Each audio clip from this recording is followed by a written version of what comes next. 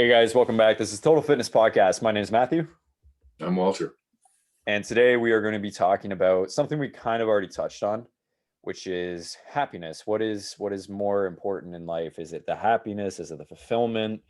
What are you kind of searching for? What's the end goal? And the reason we were doing this is because we were literally just talking about that. So, Yes. happiness or fulfillment or something else, right? For me, I think happiness is really important, obviously, but you're not gonna if I think fulfillment is a little more important when you're first kind of trying to establish who you are and establish what you're doing, because happiness can kind of be fleeting. It can, you can have good days, you can have bad days, right? When you're first trying to establish who you are, when you're first trying to establish a business, maybe when you're working out, you're probably going to have a few more bad days than good days, for the reason that you expect things to come faster to you. You expect things to happen way sooner. And, you look in the mirror and you're like, what's going on? I'm not changing. Or you look at a business and you're like, what's going on? I'm not selling any products, or I'm not selling any service, or something like that. So the fulfillment, I find, can kind of counteract that, where if you search for a fulfilling kind of task or something to complete during the day or day to day, if you can get that done, that will probably elevate your happiness to begin with, right? So I think that's where the fulfillment does play a bigger role when you're starting out. Okay. What are you going to say? I'm going to Just say be. I'm going to say be careful what you ask for. That's what I'm right. going to say. Okay. I think yes. I mean, we sit here and we have broad ideas what we'd like to achieve, and I think those are important. You must have those goals, or you achieve nothing, right? Yeah. The problem is when you have to be able to pivot. See, this is exactly what we talked about a couple of weeks ago, but because of the pandemic, but you have to be able to pivot. And I think that, because I think that what can happen is that you can be trapped in the success idea that you had at a certain point. Right. So I want to have a business that's making X amount of money, and I want to do this, and I want to do that, and I want to do the other thing. And then you reach that point and you find you're not fulfilled. All you're doing is trying to maintain a status quo that is something that you did not really understand you were going to get yourself into, or to make it on a totally personal level. I loved alcohol. I loved alcohol so much. It was great. It was fun. I went to parties. I had a good time. I was popular. Yay, yay, yay. Until I was alone by myself in a room drinking because I couldn't stop drinking. Mhm. And I think a lot of people find themselves in that place in business where they become so successful that it is no longer enjoyable.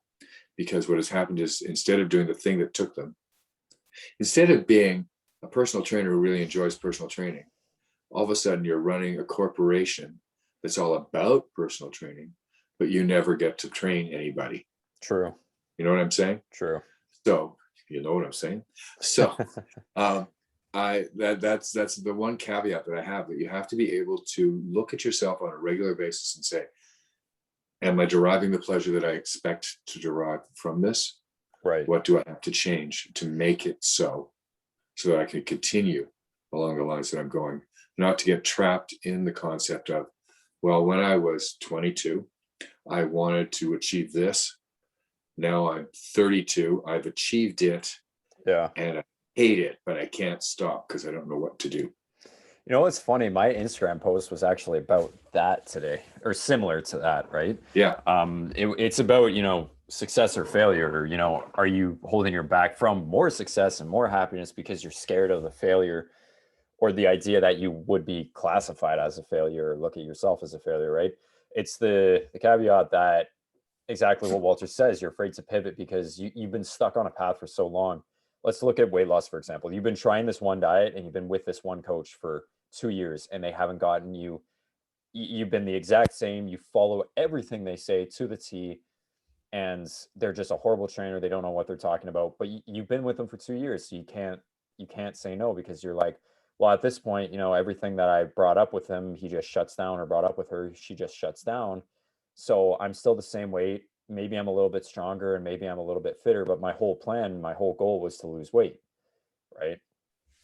But the problem is you're scared of change.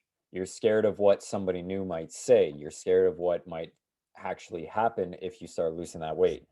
Kind of a bad example, but the idea is still there, right? The other problem there, or issue that there may be, they may not be the best trainer, Yeah. but you actually have developed a relationship with them where you like them as Yeah. people, even though they are no longer serving you. Yeah. And what then do you do? Because that's tough. And Yeah. you have to say, I come first. Yeah, and I think people are because again, I don't think we appreciate ourselves enough that we just take too many things personally nowadays. And for somebody like me, if a client comes to me and they're like, "I don't want to train with you anymore," I'll be like, "Great." If I had a personal relationship with them outside of the gym, I'd be like, "Great. So when are we hanging out next?"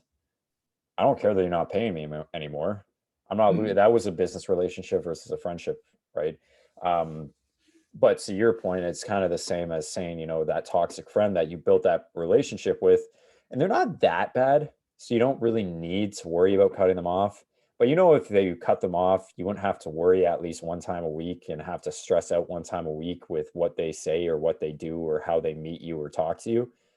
But it's like, okay, so you keep them around because it's just easier to keep them around than to cut that tie because you don't know what you'll do without them, Yeah. right? We all have those frenemies. Yeah, it's like the people that, you keep that one person around just because you're scared to go to lunch alone or you're scared to go to the movies alone. So you keep that person around, right? Um, that's kind of it. And it gets into this idea of, what's more important to you, your actual happiness, your actual fulfillment, whatever you want to call it. What do you deserve out of what you're trying to get? Which is always hard to decipher at the time, but I think that's the other thing too. You just kind of have to sit down and really think about what you're trying to achieve. As personal trainers, we always have to remind ourselves this, and I do it once a day. When I write down a journal or I just tell myself what I actually am in this business for, and that's to help people. Making Mhm. money, doing other shit, whatever it is, that's part of it. Sure. We're all on here because we have to make money to enjoy life a little bit and pay our taxes. But for the most part, I got into this business because I wanted to help people the same way I helped myself. And I want to teach people what I know so they can be better and live the life they want to live as well. Right. Yeah. So, It's the vacation concept. I mean, if you want to take a great vacation, it's wonderful. When you're there, it's wonderful. But is it yeah. worth hating what you do for 50 weeks out of the year? Yeah, exactly. Or a lot of my parents' generation kept in jobs for years because the retirement package was just looming. And well, I can't leave now. I can't leave now. Yeah. You know, Yeah. I had a friend who spent like 5 years going, if I leave now, I lose this much. And so I should keep on another year. But if I only wait another year, then I've only lost this much. And it was a constant battle over what percentage she would lose Hmm. if she found her happiness, Yeah. you know? That's scary though, man. It's scary. If you want to, telling people to quit their job and go do what makes them happy, how many times can they succeed? How Yeah. much of the stress, and I'm like, at the same time though, if it really makes you happy, the stress that comes with it may actually be good for you, right? I mean, if it's Mm. really what you want to do and if it really makes you happy, working on that goal should be the happiness, should be the The fulfillment. Yeah, better of course thing. there's going to be bad days, but it should be what you're wanting to do. That's why, I I still am sitting here doing training because that's what I love to do. I could have gone into anything else. I applied to school doing fashion and music. I could have gone into business. I could have gone into physics, which I originally wanted to do. Like, but here I am because I would sit in a classroom and be like, yeah, sure, this kind of lifestyle could make me a lot of money if I did this. Training can as well. I'm not denying that because I know there's some trainers out there who do really well. I'm just saying for myself, I'm at the point where I'm like, I'd rather be able to work for myself, not have anybody talk back to me really. I do the talking to them. Ha ha ha. But for real, it's, I want to sit down and wake up and enjoy what I do every day and see the lives that have changed. That's the biggest thing for me. The reason I got into fashion was because I had this belief that, aside from the fact I enjoy and I love doing it, I had this belief that you need to have a lot of money and you need to have a lot of influence to actually change the world and change and help people. I'm not joking. That's one of the main reasons I actually got into fashion, because it's like if I could blow up as a fashion designer or a music producer, DJ, whatever it is, I could use my influence to do some right in the world, right? So yeah, it takes a lot of work to get to that point. So what can I do right now to make sure that I'm helping people and changing some people's lives? And it's as much as doing a podcast. It's as much as waking up and training my client for an hour and talking to them and making sure they're okay and getting to their goal. So Every life you change moment by moment throughout the day. yeah, Doesn't require money. It requires your heart. I believe. yeah, The money would help. It Makes it makes easier. it easier Yeah. to hit a larger global kind of population. Hmm. But if I can't be nice to the lady on the street who's asking for which way to go, Yeah. because I'm in too much of a rush to help the world, then I've also failed. Yeah. Yeah. You know, And it's those type of things that make you happy too, right? You help someone, you Yeah. feel good, unless you're a like just a horrible person. But yeah, They are around. you just, which way is the grocery store? Oh, it's that way. In reality, it's right in front of them. Yeah. But yeah, it's that kind of stuff does, like, it makes you feel good, right? It makes your day better. And I think people are too much into their phones and too much into looking at the floor and avoiding eye contact. It's weird now to make eye contact when you're sitting on, well, not now because of COVID, but sitting on a subway making eye contact with somebody. That's weird. I'll tell you, I was on the subway this afternoon, and it was packed. And the only people actually making eye contact with people were the ones not wearing masks, and they were making angry eye contact with people. Like, Really? don't you say it to me? Right? And everybody else was Just just looking for a fight. There you go. looking at their phone. So Yeah, but that's it. I think again, when it comes down to it, I think the fulfillment is part of the happiness.